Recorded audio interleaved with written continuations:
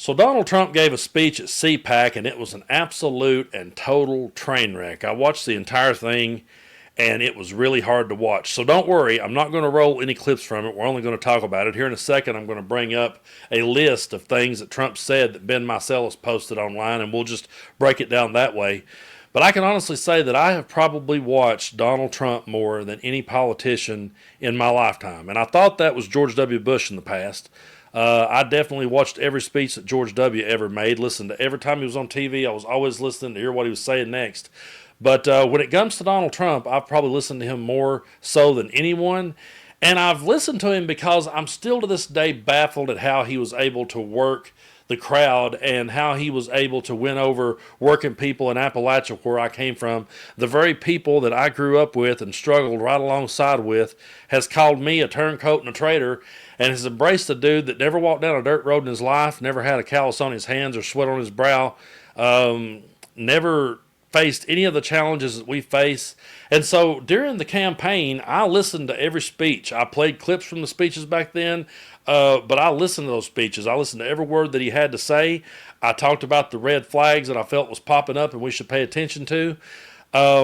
And I can tell you ahead of time that I've already got one part wrong. The part that I got wrong was back during the campaign, I said, if he wins this thing, actually I said it after he won, I said, watch and see on January 20th, he'll just act like the world is great. He'll just go out there and tell his followers that everything is great and all the problems are solved, and they'll just roll with it. That's what I really said. I remember saying that in a live with Coach D. I said, that's probably what's going to happen. Well, I got that wrong. He's still doing the same act that he was doing on the campaign trail. He's still finding everyone else to blame. It's someone else's fault, but it's never his. And we still live in a terrible country that's very corrupt. So I got that part wrong. I really thought he would be out there now just talking about how great America is. But no, folks, he can't, because he doesn't have it in him to ever say anything good about this country. He always has to be running it down. And as he and Elon and all of his cronies attempts to tear it down even worse, he's still going to be saying as they burn it down, boy, this place is on fire. I can't believe what a mess we're in. It's absolutely ridiculous at the way this guy has been able to manipulate people. But we're going to break down this list here that Ben Meiselas posted online. I'm just going to go down them one at a time. These are at Donald Trump's speech at CPAC. The following happened. So number one, he said he was angry repeatedly and made odd noises when saying angry. And you know, I've noticed that a lot about Trump, and it ain't just Trump. It's a lot of people in MAGA when they say certain words. For years, pay attention next time to how Sean Hannity says the word liberal. They always, liberal. They always say it like they're about to throw up, like, whoa, liberal. So they've always used words like the Democrat Party. They've always found a way to like say their words. And I totally, yeah, he did. He would sit and say angry and made it try to sound angry when he said it. Totally ridiculous. This one was pretty hilarious. He said he and Elon Number two, he said he and Elon were searching Fort Knox for gold in hopes that it's not missing. And folks, I laughed and said that was hilarious. But my grandmother used to tell me it's better to laugh than to cry. I mean, we got a president of the United States standing up saying something that ridiculous. And they wanted to criticize every word that came out of Joe Biden's mouth. They wanted to sit and say that Joe Biden didn't know where he was, and Joe Biden was too slow. And they stand there and listen to this guy say, me and Elon's going to search for gold and hope it ain't missing. And they watch that with a straight face. I can't believe it. I mean, I can believe he said it with a straight face. I will always believe the stuff that he says. I'll still be baffled that there are people still hanging on to every word that he says. So then he, number three, he started cursing at Biden and blames the crashing markets on him, which I just would like to remind everybody, especially his followers that are still hanging in there at this point in the video. He said that he would start fixing problems on day one. And some of y'all said to me, well, I'm cool with it, Brando. I'm okay with him being a dictator because he'll fix all the problems in one day and we'll be good. Well, now he's still blaming Biden and cursing about it and saying that the market's crashing is because of Biden. But remember, Biden's not president anymore. Trump is. Number four, he says MSNBC is a threat to democracy. I don't ever remember seeing MSNBC go to the Capitol and try to overturn an election. I don't ever remember seeing MSNBC beating police officers over the head. I don't ever remember seeing MSNBC say that they wanted to hang the vice president. So I don't know where he gets off saying that. Then number five, he attacked CNN and says he doesn't talk about CNN. That's classic Donald Trump.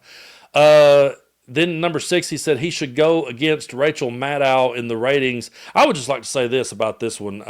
Rachel Maddow did a really good podcast called Bagman about Spiro Agnew, Nixon's vice president. I highly recommend that. You can I think it would be a good one for some of y'all to listen to realize that, yeah, politics really has always been this crooked. There's been people like Trump in there all along. Spiro Agnew kind of laid the blueprint for who Donald Trump is. So I highly recommend Bagman by Rachel Maddow. Number 7, he says his first 4 years in office are like the first 4 holes of golf. Number 8, he said he's demanding Ukraine give us rare earth and oil and anything else. Number 8, he says thousands of government workers fired are actually radical left liberals. And that's the thing. He loves to use that word. And again, I'm sure radical left. They always say it that way. Anyone who doesn't agree with Trump, though, is radical left. So whenever he says that, I never really take it serious because anyone that disagrees with him is automatically radical left. I mean, this is the guy that called Mitch McConnell a rhino, a Republican in name only. Mitch McConnell is the final boss of the Republican Party. If Mitch McConnell was on a Mario game and he was trying to get all the Republicans, he would be the final Republican that you went up against, and the very last castle would be Mitch McConnell. So yeah, the idea that he calls anyone radical left, I just take that with a grain of salt. He says Elon's position is not the head of Doge, but it's a patriot. And patriot is a word that they love to throw around. Folks, true patriots don't have to tell you that they are. People that are patriotic doesn't have to remind you every 5 seconds that they're patriotic. The toughest guy in the room never has to tell you. It's the bullies that always has to remind you of how tough they are. Also, he said he says the 2024 election was rigged and he got more votes. Number 12, he says his approval rating is the highest ever when in fact it's the lowest ever at this time since 1953. But of course, he's going to say that poll's wrong, and he may very well try to sue them for putting that poll out there that says he's doing bad. But then number 13, he says America was the wealthiest country in the 19th century. So we need to go back to that. Yeah, when they say make America great again, they're wanting to go back in time. They're wanting to go back to a time when white men ruled the day and everyone else kept their mouth shut. And that's pretty much the bottom line on this one. You would think, and I did get it wrong, I thought Donald Trump would be out there talking about how great the country was now that he was back. But instead, he's got to continue to sell the fear to people. He's got to continue to push the propaganda. So what he's done here is going to keep people believing in him and keeping people chasing their tails. He created an imaginary department for his campaign donor, Elon Musk. Elon Musk was not elected. Elon Musk is not a real government official. He's a campaign donor who was given a spot because of the money that he donated to Trump and because of the fact that he kept Trump out of jail. That's who Elon Musk is.